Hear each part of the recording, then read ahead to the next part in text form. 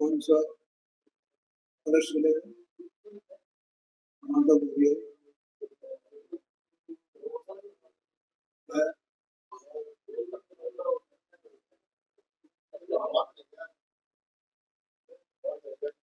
Sir 269 का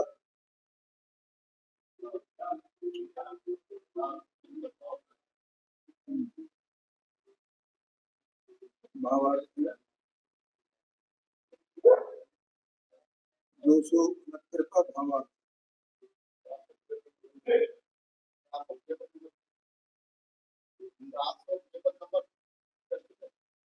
752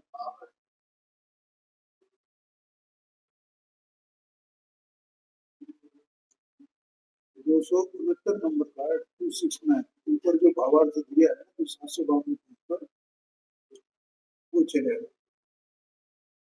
भावार्थ स्याद्वाद से यथार्थ आत्मज्ञान होने के बाद उसका फल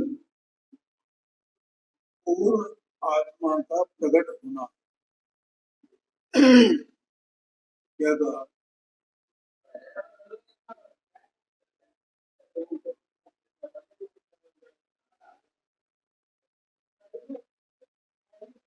स्याद्वाद से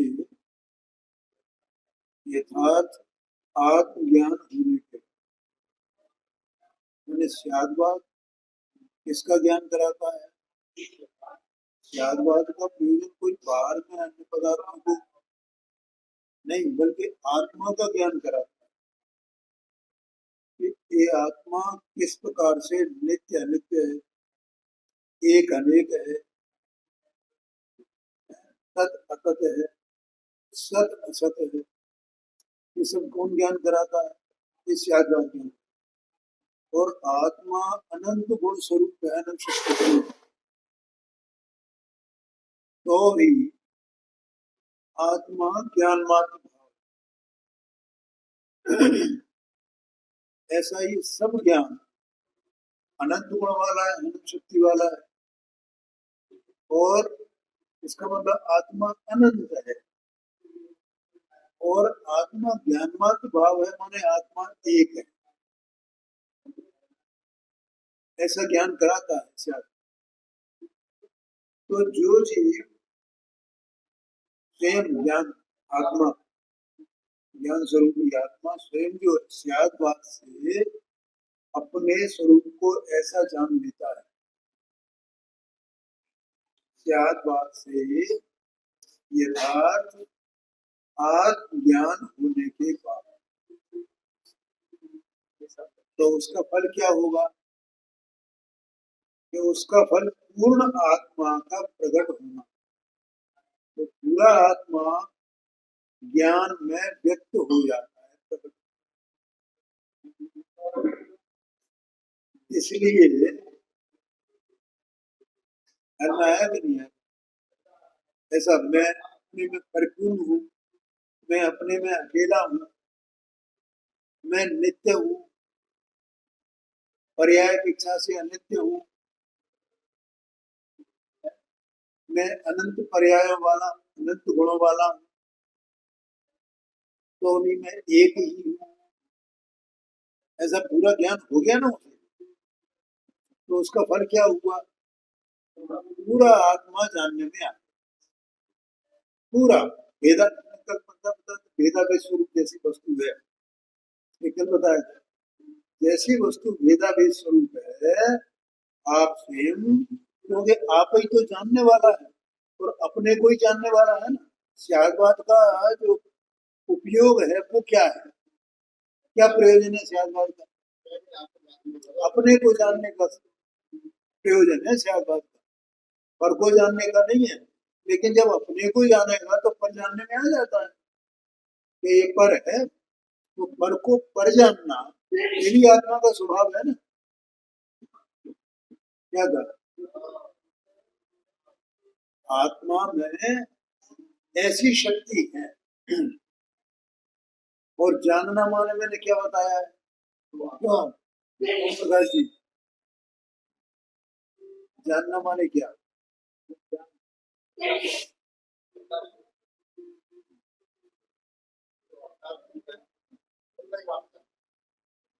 आकार रूप होना। तो आत्मा में कैसी शक्ति है कि जो स्वगेय है उस स्वगेय के आकार रूप होने की शक्ति है, और जो परगेय है उसके आकार रूप होने की शक्ति है। ऐसी शक्ति, ऐसा स्वभाव, जिसको सबर प्रकाशक कहा जाता है, इस जगत की अनंत जीव राशि में से किसके नहीं है? मेरे है कि नहीं?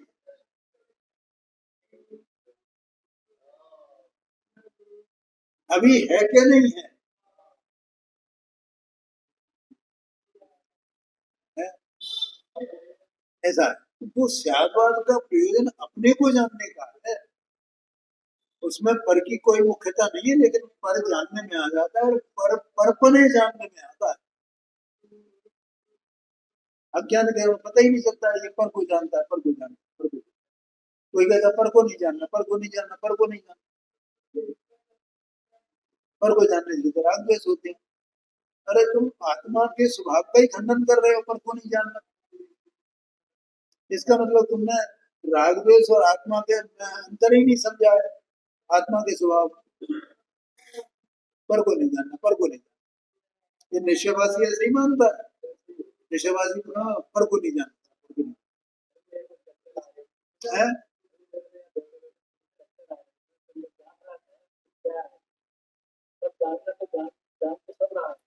हाँ जी, हाँ जी, हाँ जी।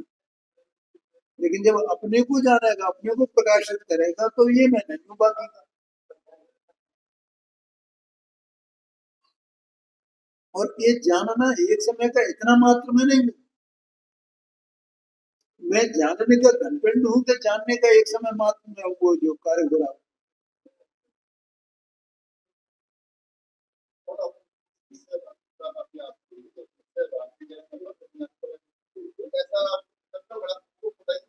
हाँ, नहीं पता, नहीं पता, नहीं पता। बहुत गंभीर बात है।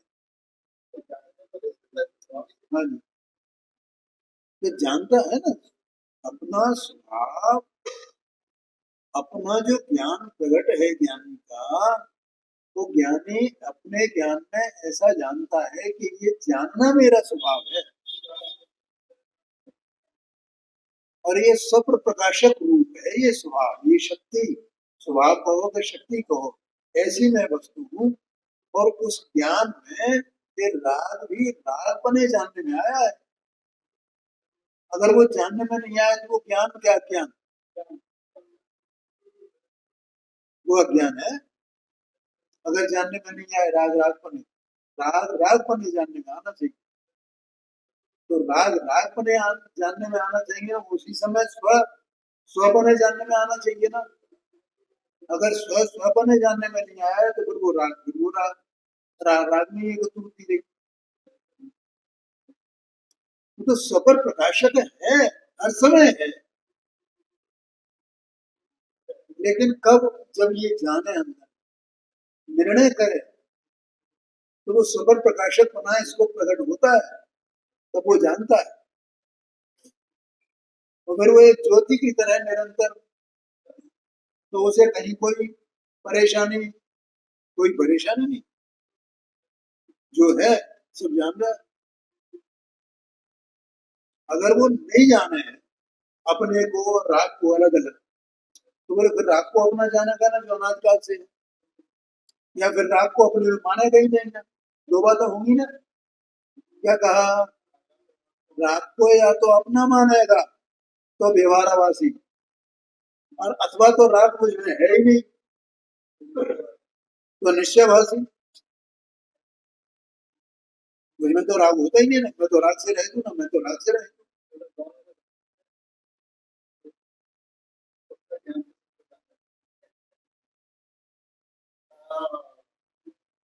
बोलो पांडे जी। ये बहुत गंभीर बात है। ये बात कोई अनोखी बात है। राग को अपना जाना तो व्यवहार आवासी है, और राग अपने में माने ही नहीं कि भैया देखो मुझ में तो राग बात है ही नहीं है। तो फिर क्या हो गया?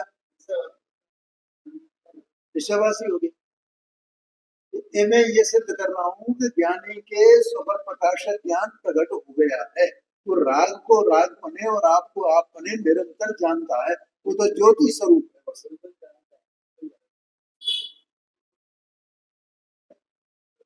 ये तो मेरा तर्क है।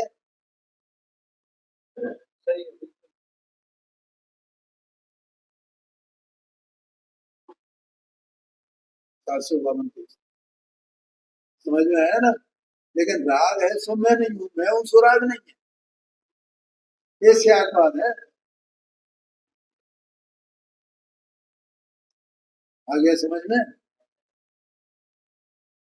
ऐसा सब प्रकार से। तो इस सियादवाद से यथार्थ आत्मज्ञान होने के बाद उसका फल पूर्ण आत्मा का प्रकट होना है। वो तो फल है ही उसका। उसका फल क्या है? सियादवाद से आत्मज्ञान होना।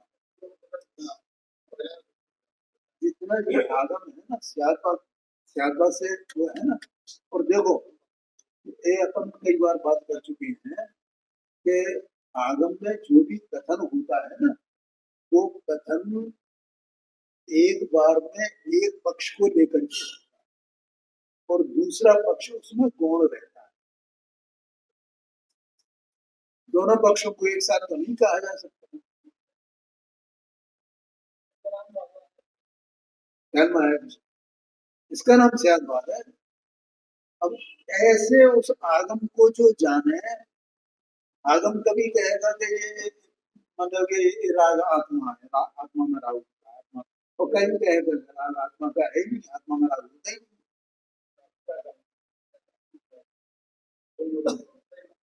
ध्यान में आया? तो वो पक्षों को बराबर जो अस्थि नास्ति के पक्ष हैं, जो एक अनेक के पक्ष हैं, उनको यथावत जानना। जैसे कहते हैं एक पक्ष का कथन एक बार में आएगा, लेकिन वह दूसरा पक्ष गौण है, उसका निषेध नहीं है। और जिसके निषेध होता है वो सियादवाद को जानता है। आया कि नहीं? तो सियादवाद से यथार्थ ज्ञान आत्मज्ञान होने के बाद उसका फल, अब उसका फल अपने आप ही है ना, पूर्ण आत्मा का प्रकट हो जाना। अब उस फल की इच्छा करे, इच्छा करनी चाहिए कि मुझे क्या करना है, मुझे ये करना है, मुझे ये करना है, मुझे ये करना है। उसका फल स्वयं ही प्रकट होने वाला आत्मज्ञान होने के बाद। वस्तु तो आत्मा है ना। ऐसा ज्ञान किया कि नहीं किया, ऐसा ज्ञान हुआ कि नहीं हुआ कि मैं कौन हूँ, कि मैं ऐसा आत्मा हूँ अपने भरपूर अकेला एक। ऐसा जहां जाना तो वहां वो उसका फल प्रकट होगा कि नहीं। और उसके लिए कुछ और विकल्प करने की आवश्यकता है क्या? ये कह रहे हैं आचार्य। इसलिए मोक्ष का इच्छुक पुरुष यही प्रार्थना करता है कि मेरा पूर्ण स्वभाव आत्मा मुझे प्रकट हो, पूर्ण स्वभाव प्रकट हो, पूर्ण स्वभाव प्रकट हो। तो किसका आश्रय करता है? आत्मा का आश्रय करता है इसके लिए। वो मोक्ष की चिंता नहीं करता है, बंद की चिंता नहीं करता।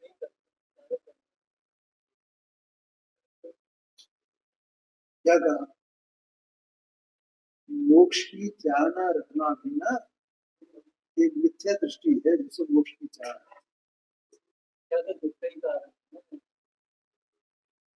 बंद मोक्ष मार्ग में पड़ने वाले अन्य भावों से मुझे क्या काम? अर्थात मुझे बंद मार्ग में जो भाव हैं होने वाले, माने जो भाव बंद के कारण हैं और जो भाव मोक्ष के कारण, कल बताया था, तो उनसे जीव को क्या प्रयोजन? ज्ञानी होता है ना, उसे ज्ञानी को उनसे कोई प्रयोजन नहीं है पांडे। क्या कहा? बंद के कारण, मार्ग माने कारण, बंद के कारण जो भाव हैं उन भावों से आत्मज्ञानी को, आत्मज्ञानी जो अपने को सत्ता स्वरूप जानता है, पहचानता है, अनंत जानता है, मैं एकमात्र ऐसी वस्तु हूं, तो उसे बंद के भाव उनसे क्या प्रयोजन? माने यहाँ प्रयोजन का मतलब कि भैया अब ये दूर हो, ऐसा कुछ प्रयोजन हो। और संबर नजरा ये मत तो उनकी तरफ बार बार ताक झांक करे कि मुझे चाहिए, नहीं होंगे तो मुझे मोक्ष कैसे हो?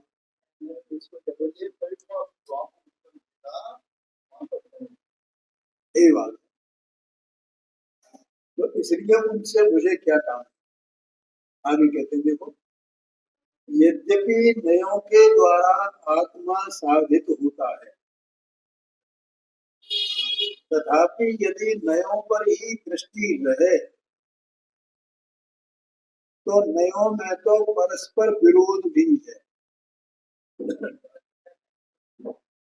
इसलिए मैं नयों का विरोध मिटाकर आत्मा का अनुभव करता हूँ, इस अर्थ का काव्य कहते हैं।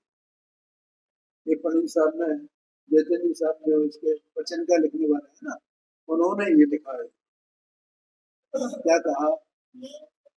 यद्यपि नयों के द्वारा, बिना नए के आत्मा की साधना नहीं, आत्मा को साधना है ना, साधने का मतलब आत्मा को जानना, साधने का मतलब आत्मा को पर द्रव्य, पर क्षेत्र, पर काल, पर भाव से रहित ऐसा अपना आत्मा पूर्ण सत्ता स्वरूप वस्तु है।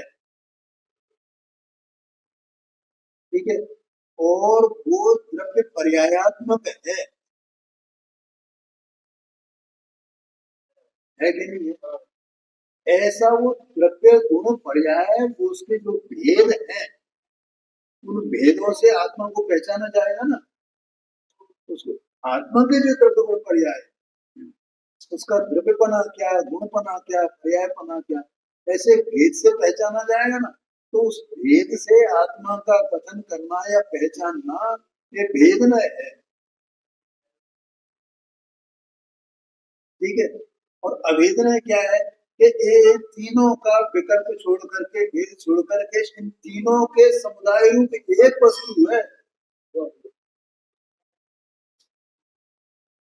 ऐसा उस एक सत्तावान पदार्थ को, एक को, अकेले को, उसको विषय बनाना, ये अभेदन है, शुद्ध न है। और वो अशुद्ध न कहा जाता है जो द्रव्य गुण पर्याय को भेद।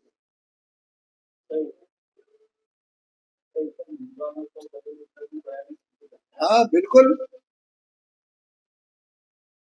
समझ में आया ना। और ऐसा आत्मा पूरा शुद्ध शुद्ध स्वरूप, भेदा भेद स्वरूप, वो ज्ञानी के ज्ञान में जमा हुआ, लेकिन उसे भेद से कोई प्रयोजन नहीं। भेद को जानता तो है, लेकिन आश्रय किसका करता है, दृष्टि किसकी करता है, और उसी दृष्टि से चारित्र प्रकट होता है।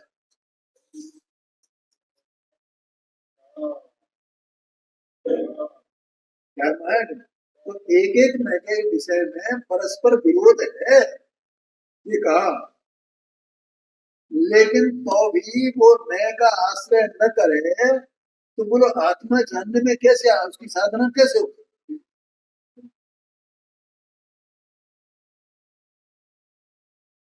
इसलिए मैं नयों का विरोध मिटाकर अब मुझे नयों के विरोध का कोई विकल्प नहीं। क्यों? क्योंकि इनके बिना तो आत्मा को जाना ही नहीं जा सकता, उसकी साधना हो ही नहीं सकती। इसलिए मुझे नयों का विरोध नहीं चाहिए। नयों को यथावत जानना, ये नयों का विरोध मिटाना है, और इसी का नाम स्यादवाद है।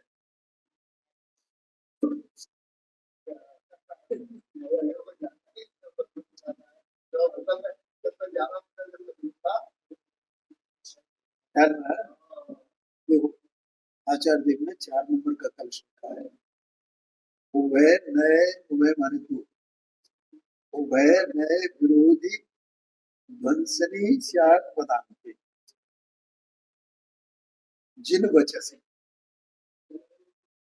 जो उभय नय माने दोनों नयों का जो परस्पर विरोध है, उभय नय विरोध ध्वंसनी, ध्वंस करने वाला, नाश करने वाला, ध्वंसिनी स्यात्, स्यात् पदांकित, स्याद्वाद की मुद्रा से अंकित। स्यात् पद कहो, स्याद्वाद कहो, जिन वचसी माने जिनेन्द्र देव के वचन। नयों का विरोध समाप्त कौन करता है? स्याद्वाद। स्याद्वाद उसे नयों का कोई विरोध नहीं, वो जानता है कि इन नयों के बिना काम नहीं चलेगा, उनका आपस में विरोध है ही है, वो उनका स्वरूप है नयों का। तो उसमें हम राग द्वेष करें? आप कौन से नए वाले हो साहब? हम कौन से नए वाले हैं? ये निश्चय वाले हैं, व्यवहार वाले हैं, ऐसा है?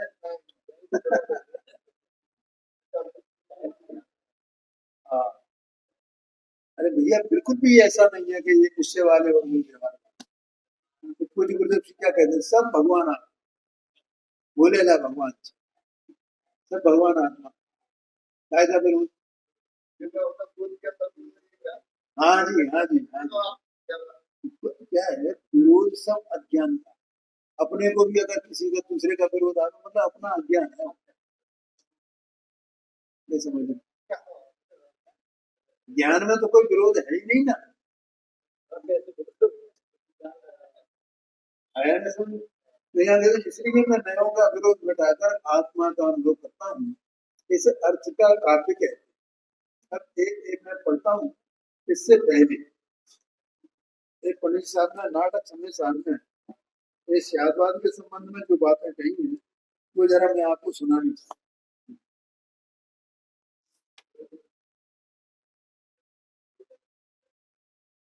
बहुत ही जोरदार बातें।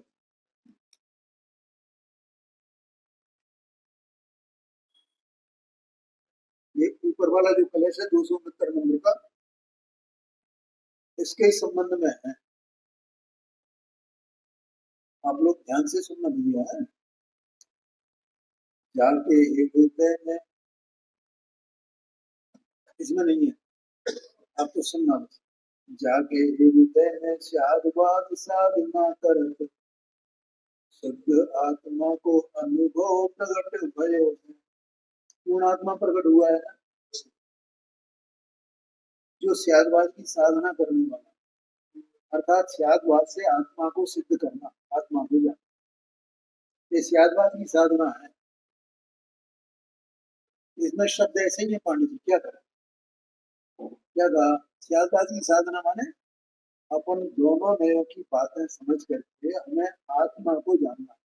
वास्तव में देखो, कोई नय क्या होता है इसको भी नहीं जाना है, और स्यादवाद क्या है इसको भी नहीं जाना है।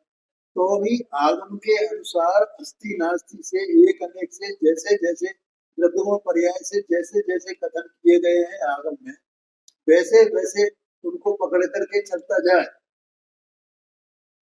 तो आत्मा को समझ सकता है कि नहीं समझ, स्वपर का भेद ज्ञान हो सकता है कि हो सकता है। और उसने अपने आत्मा को स्यादवाद से ही साधा है, भले वो स्यादवाद ऐसा नाम नहीं जानता हो।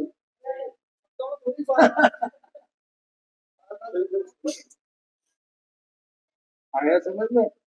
तो आगम आगम में सब कुछ है, इसलिए आगम में ये कहा भी है, ये तो शाहबाद बनेगी, ये शाहबाद इसका आधार है, इसका प्राण है। वो बार बार शाहबाद थोड़ी करेगा आगम। आगे कहते हैं, जाके संकल्प विकल्प के विकार मिटे, इसके संकल्प विकल्प के विकार मिट गए। सदा काल एक ही भाव रस पर नयो है, एक ही भाव बस। क्योंकि आप भैया आत्मा सत्ता स्वरूप वस्तु है ना, तो वो अपना जो उसका अविकारी जो ज्ञान स्वभाव है, उस ज्ञान स्वभाव अविकारी ज्ञान स्वभाव में वो परिणम गया सत्स्वरूप वस्तु। ज्ञान देह में विराजमान, देह से भिन्न स्वयं सत्ता स्वरूप है ना, ऐसा वो कैसा परिणम गया है? अकेला एक ज्ञान ज्योति रूप, ज्ञान ज्योति रूप, ज्ञान ज्योति रूप, ज्ञान ज्योति सम्यक ज्ञान रूप, सम्यक ज्ञान रूप, ऐसा परिणम गया ना वो। बस ऐसे ही परिणमता है ना उसमें। अब देह मन वाणी इन सबको, वाणी को, देह को, इसको क्या करना है? राग को क्या करना है? राग के संबंध में उसे क्या प्रयोजन है? और मोक्ष मार्ग के बारे में उसे क्या प्रयोजन है? वो तो बस इतना परिणम गया ना, और ऐसे ही परिणमता रहेगा ना, और ऐसे ही परिणमते परिणमते कहां तक पहुंच जाएगा? सिद्ध दशा में पहुंच जाएगा कि नहीं पहुंच जाएगा? तो उसे उसे क्या लेना देना बाकी और सब सारे संकल्प विकल्प से? तो बंध और मोक्ष के ये जो बात आई ना, ये सारे संकल्प विकल्प मिट गए। ऐसा वो ऐसा ऐसा ऐसा ऐसा ऐसा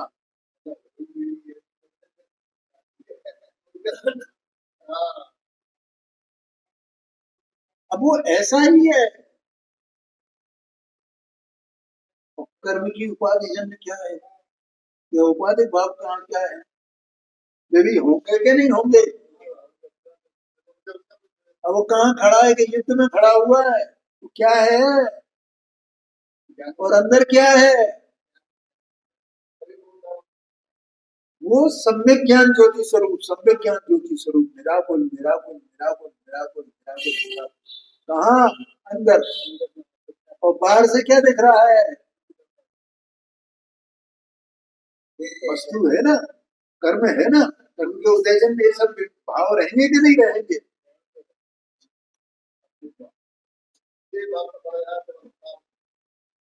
बोलो पांडे जी क्या है?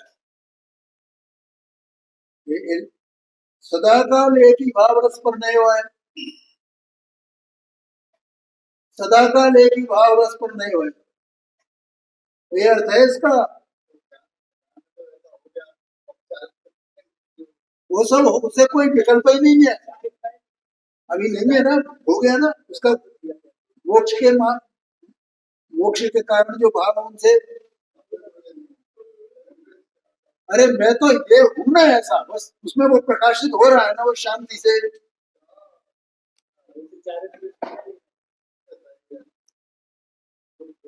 बताओ मुझे क्या है?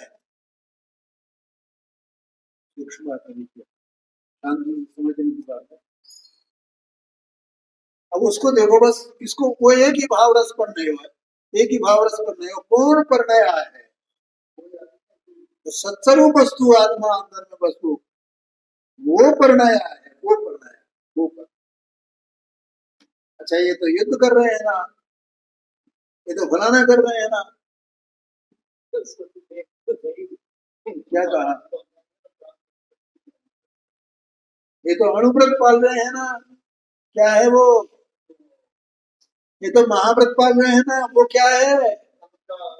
वो युद्ध में खड़ा होना, अणुव्रत पालना, महाव्रत पालना, ये एक ही श्रेणी की चीजें हैं कि अलग अलग प्रकार की हैं?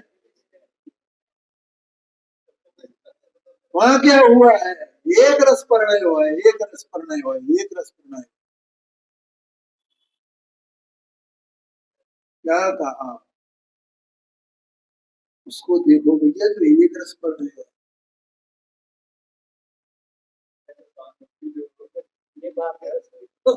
है।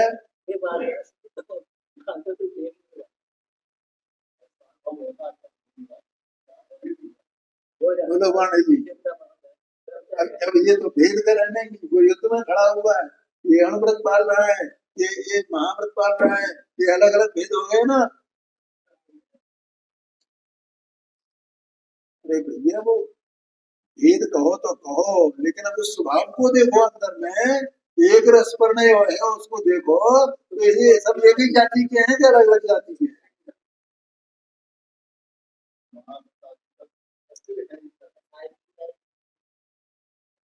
यही तो बता रहे हैं, और क्या है।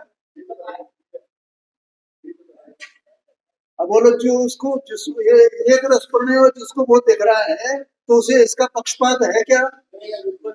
इसका पक्षपात के ये अणुव्रती है, ये महाव्रती है, ये फलाना है, तो उसके उसे संकल्प विकल्प है, उसमें राग द्वेष है। भाई कोई अलौकिक मार्ग है ये, इसको पहचानना भी अलौकिकता है। तो वो तो अपने में बस, हाँ, परिणमा है, परिणमा है, परिणमा है, परिणमा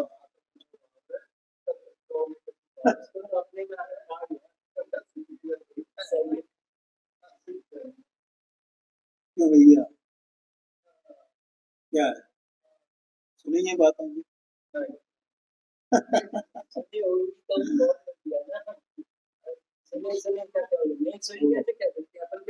एक रस प्रणय है, आगे कहते हैं जिन बंध विधि परिहार मोख अंगीकार, ऐसा सुविचार पक्ष सो छाण दयो है। बंध विधि परिहार, बंध जो भाव, बंध के कारण जो भाव है उनका त्याग करना, उनका त्याग करना हमारे वाणुव्रत महाव्रत, और मोक्ष अंगीकार, मोक्ष का मार्ग है, उसे अंगीकार करना है, संबंध जरा प्रकट करना है। ऐसा सुविचार पक्ष सो क्षण दयो है। किसका रस है उसे? ये अणुव्रत का रस है क्या? महाव्रत का रस है क्या? तो अभी अणुव्रत महाव्रत है क्या नहीं है?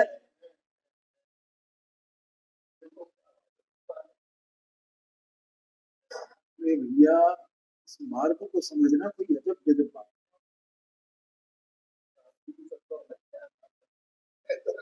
गुरदेव सिंह ने समझा, उन्होंने बताया हाँ जगत को कुछ खबर नहीं, बाहर की क्रिया कांड में इसमें प्रभु तू एक काम करना है बस, तुझे दूसरा तेरा काम ही नहीं। क्या काम? बस मुझे एक अंदर में भगवान आत्मा, उसको जानने में जाकर उसको जान।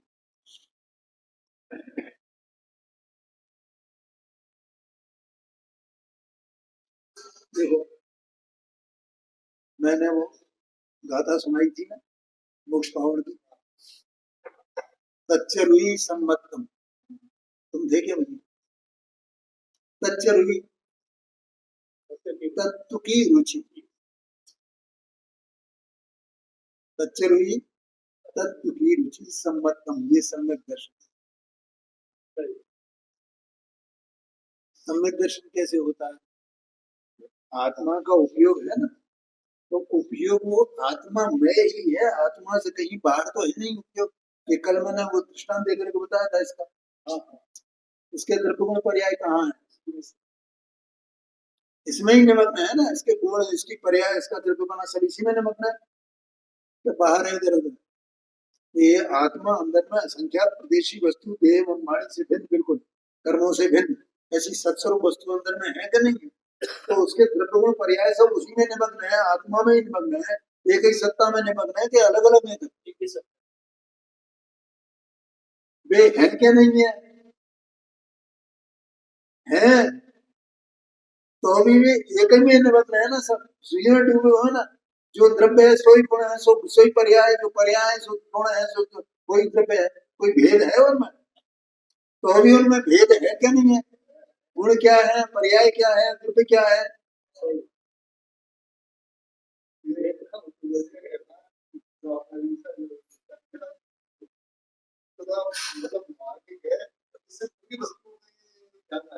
हाँ जी, हाँ, ये तो बार बार भोगने लायक है, बार बार भावना करने लायक है, बार बार जानने लायक है।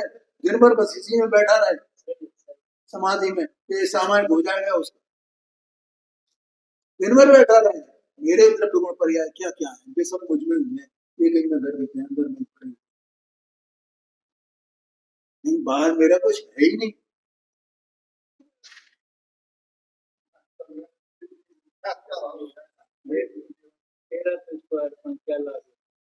वो उपयोग है, वो कहाँ है भैया, कहीं बाहर है उपयोग। अरे वो उपयोग वहीं बैठा है, उसमें ही वही काम कर रहा है, मुझे पता ही नहीं है। लेकिन वो जो उपयोग ये पहचान ले कि मैं इसका हूँ, ये मेरा है, और उसके सन्मुख हो जाए, उसमें उसकी दृष्टि उधर कर ले। क्योंकि आत्मा का स्वभाव, ज्ञान का स्वभाव, उपयोग का स्वभाव बहिर्मुख अंतर्मुख प्रकाश वाला, ऐसा ऐसा बहिर्मुख प्रकाश वाला और अंतर्मुख प्रकाश वाला। तो अंतर्मुख प्रकाश तो अंतर्मुख हो जाए बस, और वो वही है, कहीं है नहीं बाहर, बस अंतर्मुख हो जाए। जब बहिर्मुख बना हुआ ना, अंतर्मुख हुआ तो उसने क्या जाना उस उपयोग ने, कि मेरा तत्पना तो इसी से है, ऐसा एक ही क्षण में, एक समय में जान गया वस्तु। क्या कहा, एक क्षण में क्या जान गया। अब मुझे बताओ, राग देह मन वाणी ज्ञानावरणाधिकार कर्म और सब स्त्री पुत्र आदि को पूरा ब्रह्मांड, इसके प्रति वो उदासीन होगा क्या नहीं होगा पांडे जी, मुझे उसकी रुचि रहेगी, उसके अभिप्राय में उसकी रुचि नहीं रहेगी। उससे न वो राग है, उसे न उससे कोई द्वेष है, उदासीन है, इसी की रुचि है। एक रुचि, इसका नाम सम्यक दर्शन है, ध्यान में। और जैसा अपने को अपने से अभेद जाना, अपने को अपनी सत्ता से जोड़ लिया ना बस, ऐसे ही सब जितने पदार्थ हैं तो उन्हें जाना क्या नहीं जाना, उनका अस्तित्व है क्या नहीं है। और जाना तो कैसा जाना, कि जैसे मेरी पर्याय मेरे से अभेद है, तन्मय है, ऐसा मेरा मुझसे तत्पना है, ऐसा सभी द्रव्यों का अपने अपने स्वभावों से तत्पना है।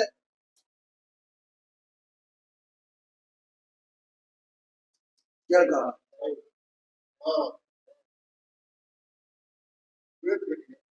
समझ में आया नहीं। तो ये क्या हुआ, ये विशेष तत्व श्रद्धा में हुआ, और अपने में अपना जो रुचि हुई, ये नहीं वो सामान्य हुआ, और ये विशेष हुआ। कौन सा, अपने में अपना तत्पना देखना, ये तो विशेष हो गया। और सभी तत्व, सभी पदार्थ सब अपने अपने में अपने अपने स्वभाव से संबद्ध हैं, अपने अपने स्वभाव में है। जैसे द्रव्य गुण पर्याय मेरा मुझ में ही लीन है, ऐसे सबके द्रव्य गुण पर्याय कहाँ है। इसका नाम सात तत्व का श्रद्धा। कुछ किया ही नहीं है, क्या हुआ है।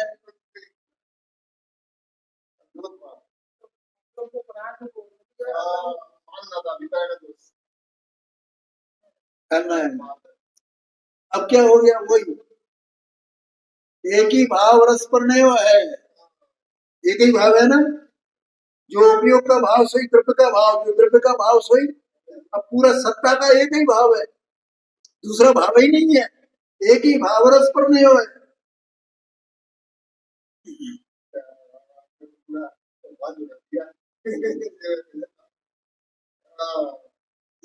अब वो ऐसा परिणमते परिणमते परिणमते परिणमते सारे काम करे वो युद्ध में लड़े 96,000 रानियां हुए फलाना हो ये हो वो है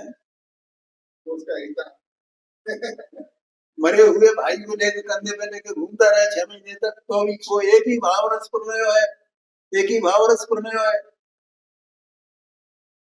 क्या कहा युद्ध भी करे रावण से जाकर के पत्नी को भी जंगल में भेज दे बोलो आप सही तो भी वो एक ही भाव रस क्योंकि वे सबके सब औपाधिक भाव है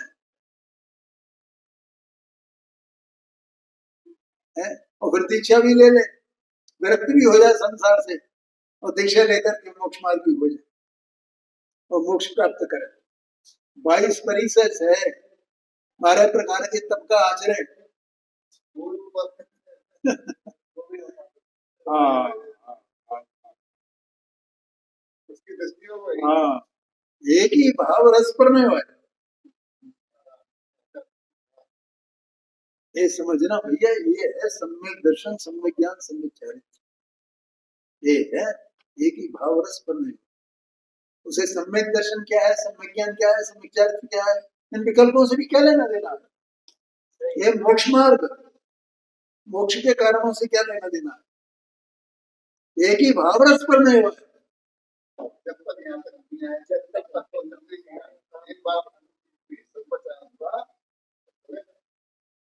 ध्यान में आया ये बात मुझे बतानी थी यहाँ लिखते हैं जिन बंद विधि परिहार भोग अंगीकार ऐसो सुविचार पक्ष सो क्षण दयो है क्योंकि वे तो ज्ञाता हो गए ना सब जान रहे हैं ना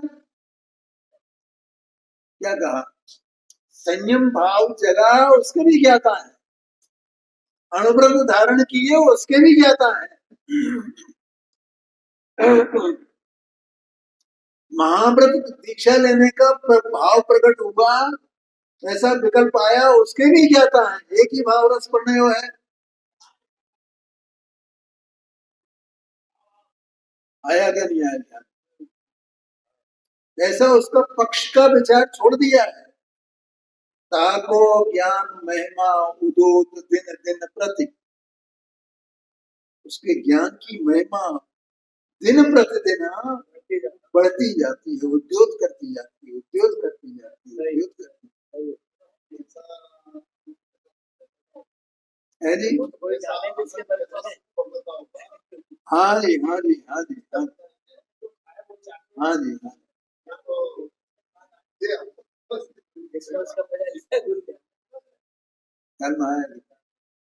क्या है देखो वो परसों नरसों होगा तो शाम को व्याख्यान हुआ ना ऐसी क्या बात है ये कोई मार्ग है क्या या हमने सब इस पर क्रोध नहीं किया ना तो उतना क्षमा भाव हमको प्रकट है ना हमारे उतना क्षमा है तो हमारे सुख है ना हमने मान नहीं किया ना हमने किसी का मान नहीं किया ना तो मान हमारा वो नहीं हो रहा ऐसा करने से ऐसा हो गया ये करने से ऐसा हो गया मुझे वो बात बची ही नहीं दी क्या कर अरे किसी विद्वान ने इस कलिकाल में जो हमारी असाधनाएं हैं उन्हें देख करके कुछ ये कह दिया हो कि भैया देखो भैया ऐसा मत किया करो ऐसा करो ऐसा करो ऐसा तो उसको हमने वो मोक्ष का मार्ग मान लिया है उससे हमें सम्यक दर्शन मान लिया है इससे हमें हमें हमें सुख प्रकट हो गया हमें ये ज्ञान प्रकट हो गया हमें ये क्षमा हो गया और हमें सुख प्रकट हो गया हमें ज्ञान प्रकट हो गया क्या कैसे संभव है भेदियान करे नहीं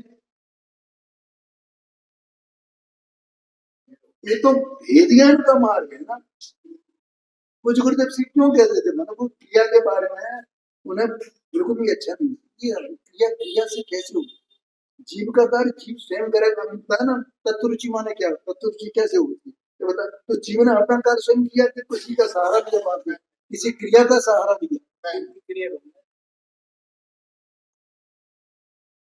और वो मोक्ष पावर की गाथा मैंने बताई थी ना तो 22 परिचय सहता है, 12 प्रकार के तप का आचरण करता है। एक प्रश्न किया खुद खुद बेरोजगार था, उसे क्या सुख है? उसे क्या सुख है? कुछ भी सुख नहीं, उससे सुख होगा किसी का? एक दृष्टि केवल मैं अपने स्वरूप को जानूं, अपने स्वरूप, क्योंकि अभी इतनी जितनी चर्चा चली है केवल एक आत्मा को जानने की बात चली है ना। हाँ, उनका ज्ञान करना, वो सब बाहर में करो, कोई बात नहीं है, लेकिन वो कारण नहीं है, उससे सुख प्रकट होने वाला नहीं है। सिर्फ तो ये एक ही भाव रस पर नहीं हो है, ये सुख है भाई। वो युद्ध में खड़ा है तो भी उसे सुख है कि नहीं है? नरक में पड़ा है तो भी उसे सुख है कि नहीं है?